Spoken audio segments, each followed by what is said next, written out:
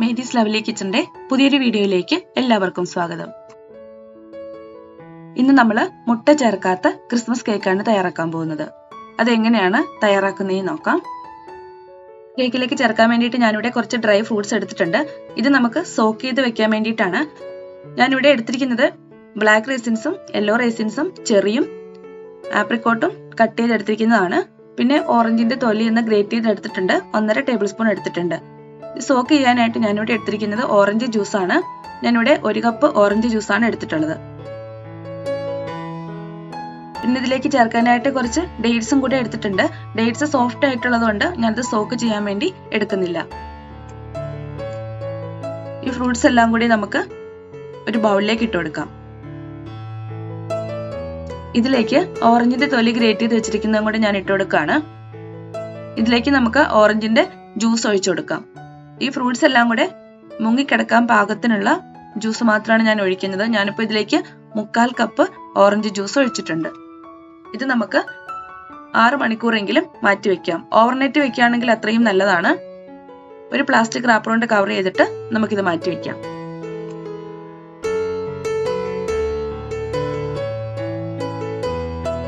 നമ്മൾ മുട്ട ചേർക്കാത്ത കേക്കാണ് തയ്യാറാക്കുന്നത്. മുട്ടയ്ക്ക് പകരമായിട്ട് ഞാൻ ഇതിലേക്ക് ബട്ടർമിൽക്കാണ് ചേർക്കുന്നത്. ഞാനിവിടെ 1/4 കപ്പ് പാലാണ് എടുത്തിട്ടുള്ളത്. ഇതിലേക്ക് 1 ടീസ്പൂൺ വിനാഗിരി ചേർത്ത് ഒന്ന് മിക്സ് ചെയ്തിട്ട് 10 മിനിറ്റ് മാറ്റി വെക്കാം. പാലെടുക്കുമ്പോൾ റൂം ടെമ്പറേച്ചറിലുള്ള പാല് തന്നെ എടുക്കണം. 10 മിനിറ്റ് കഴിയുമ്പോഴത്തേക്കും ഇത് ബട്ടർ മിൽക്ക് ആയിട്ട് കിട്ടും. ഇനി നമുക്ക് കേക്കിലേക്ക് ആവശ്യമായിട്ടുള്ള കാരമൽ തയ്യാറാക്കാം. ഞാനിവിടെ 1/4 കപ്പ് പഞ്ചസാരയാണ് എടുത്തിട്ടുള്ളത്. ഇതൊന്ന് കാരമലൈസ് ചെയ്തെടുക്കാം. നമ്മുടെ പഞ്ചസാര കാരമലായിട്ട് വന്നിട്ടുണ്ട്. നല്ല കളറൊക്കെ ആയിട്ടുണ്ട്. ഇനി ഇതിലേക്ക് 2 ടേബിൾ സ്പൂൺ ചൂടുവെള്ളം ചേർത്ത് കൊടുക്കാം.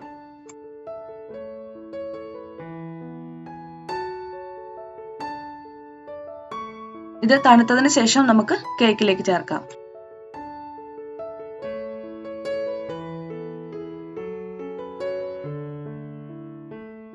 കേക്ക് തയ്യാറാക്കാനായിട്ട് ഞാനിവിടെ 2 കപ്പ് മൈദയാണ് എടുത്തിട്ടുള്ളത്.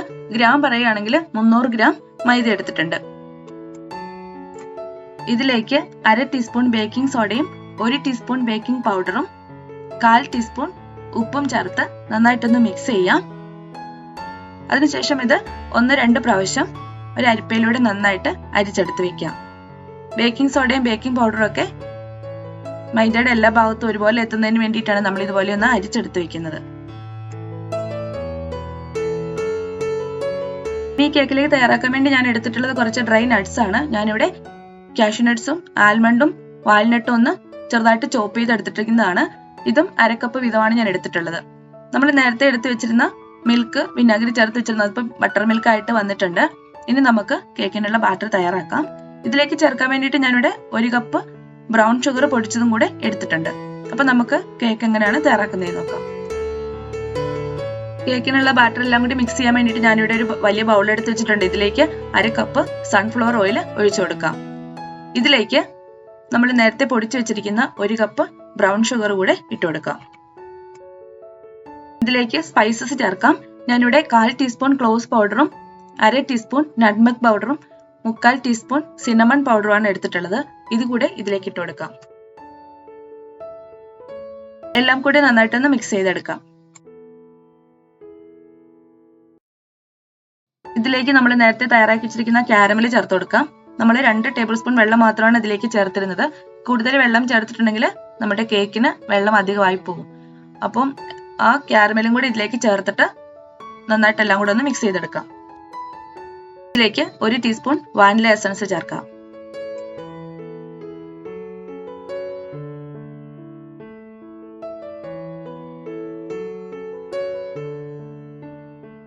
ഇതിലേക്ക് ബട്ടർ മിൽക്ക് ചേർത്ത് എല്ലാം കൂടി നന്നായിട്ട് മിക്സ് ചെയ്തെടുക്കാം.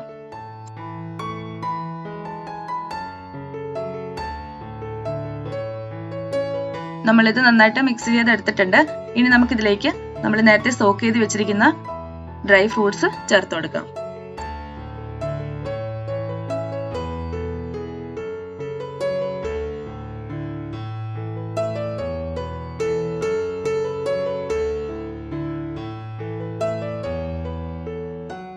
നമ്മൾ ചോപ്പ് ചെയ്ത് വെച്ചിരിക്കുന്ന നട്ട്സും കൂടെ ചേർത്ത് കൊടുക്കാം. എല്ലാം കൂടി നന്നായിട്ട് മിക്സ് ചെയ്തെടുക്കാം. ഇനി ഇതിലേക്ക് മൈദ കുറേശ്ശെയായിട്ട് ചേർത്ത് കൊടുക്കാം. നമ്മൾ നേരത്തെ മൈദയും ബേക്കിംഗ് പൗഡറും ബേക്കിംഗ് സോഡയും ഉപ്പും കൂടി ചേർത്ത് 2-3 പ്രാവശ്യം നന്നായിട്ടൊന്ന് അരിച്ചു വെച്ചിരുന്നതാണ്. അത് ഇതിലേക്ക് ഇട്ട് കൊടുത്തിട്ട് നന്നായിട്ട് മിക്സ് ചെയ്തെടുക്കാം. നമ്മൾ നേരത്തെ ഇതിലേക്ക് ചേർക്കാൻ വേണ്ടി കുറച്ച് ഡേറ്റ്സ് എടുത്ത് മാറ്റി വെച്ചിരുന്നു. ആ ഡേറ്റ്സ് കൂടി നമുക്ക് ഇതിലേക്ക് ചേർത്തിട്ട് നന്നായിട്ടൊന്ന് മിക്സ് ചെയ്തെടുക്കാം. നമ്മൾ എടുക്കുന്ന ഡേറ്റ്സ് നല്ല കട്ടിയുള്ളതാണെങ്കിൽ നമ്മൾ സോക്ക് ചെയ്യാൻ വെക്കുന്ന കൂട്ടത്തിൽ അതും കൂടെ സോക്ക് ചെയ്ത് വെക്കാം.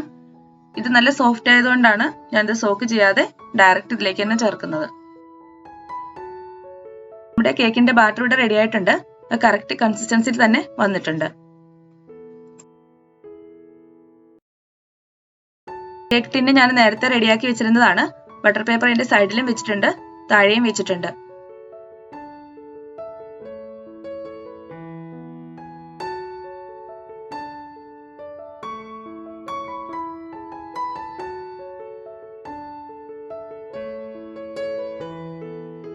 ഞാൻ ഈ കേക്ക് ബാറ്ററിന്റെ മുകളിലേക്ക് അല്പം ഡ്രൈ ഫ്രൂട്ട്സ് കൂടെ ഇട്ട് കൊടുക്കുകയാണ്. ഡെക്കറേഷൻ ഒക്കെ ഓരോരുത്തരുടെ ഇഷ്ടം പോലെ ചെയ്യാം. നിങ്ങൾക്ക് വേണമെങ്കിൽ ഇതിന്റെ മുകളിൽ കാഷ്യൂ നട്ട്സ് വെച്ച് കൊടുക്കാം, അല്ലെങ്കിൽ ഡ്രൈ ഫ്രൂട്ട്സ് ഇട്ട് കൊടുക്കാം. 2-3 പ്രാവശ്യം ടാപ്പ് ചെയ്ത് എയർ ബബിൾസ് ഒക്കെ ഒന്ന് കളഞ്ഞെടുക്കാം. ഇനി ഇത് 10 മിനിറ്റ് പ്രീഹീറ്റ് ചെയ്ത ഓവനിൽ 170 ഡിഗ്രി സെൽഷ്യസിലാണ് ഞാൻ വെക്കുന്നത്. 1 മണിക്കൂറിൽ കൂടുതൽ ടൈം എടുക്കും. എത്ര സമയം എടുത്തു എന്നുള്ളത് ഞാനിത് ബേക്ക് ചെയ്തതിന് ശേഷം കൃത്യമായിട്ട് പറയാം. നമ്മുടെ കേക്ക് ഇപ്പോൾ റെഡി ആയിട്ടുണ്ട്. ഞാനിത് 170 ഡിഗ്രി സെൽഷ്യസിൽ 1.5 മണിക്കൂറാണ് വെച്ചിരുന്നത്. കുറെ സമയം ഇരുന്ന് അത് വെന്ത് വന്നതാണ്. നമ്മുടെ സാധാരണ കേക്ക് വെക്കുന്നതിനേക്കാളും കൂടുതൽ സമയം വേണം പ്ലം കേക്ക് തയ്യാറാക്കി എടുക്കാനായിട്ട്. ഇപ്പൊ ഇത് കറക്റ്റ് ആയിട്ട് വന്നിട്ടുണ്ട്. ഇനി ഇത് തണുക്കാൻ വേണ്ടിയിട്ട് മാറ്റി വെക്കാം. തണുത്തതിന് ശേഷം നമുക്കിത് കട്ട് ചെയ്തെടുക്കാം. തണുത്തിട്ടുണ്ട്, നമുക്കിത് പ്ലേറ്റിലേക്ക് മാറ്റാം.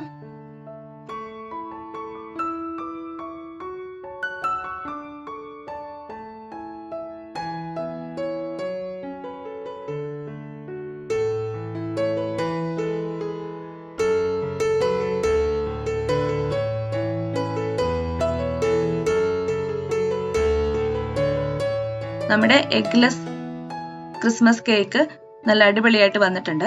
ഇനി നമുക്കിത് കട്ട് ചെയ്ത് നോക്കാം.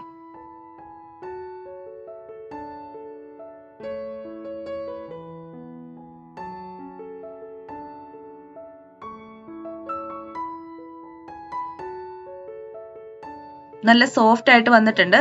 അതിന്റെ മധുരമൊക്കെ നല്ല കറക്റ്റ് ആയിട്ടാണ് വന്നിട്ടുള്ളത്. ഇന്നത്തെ വീഡിയോ നിങ്ങൾക്ക് എല്ലാവർക്കും ഇഷ്ടമായെന്ന് വിചാരിക്കുന്നു. വീഡിയോ ഇഷ്ടമായെങ്കിൽ നിങ്ങളുടെ കമന്റ്സ് ഒക്കെ ഒന്ന് അറിയിക്കുക. പുതിയൊരു റെസിപ്പിയുമായി നമുക്ക് വീണ്ടും കാണാം.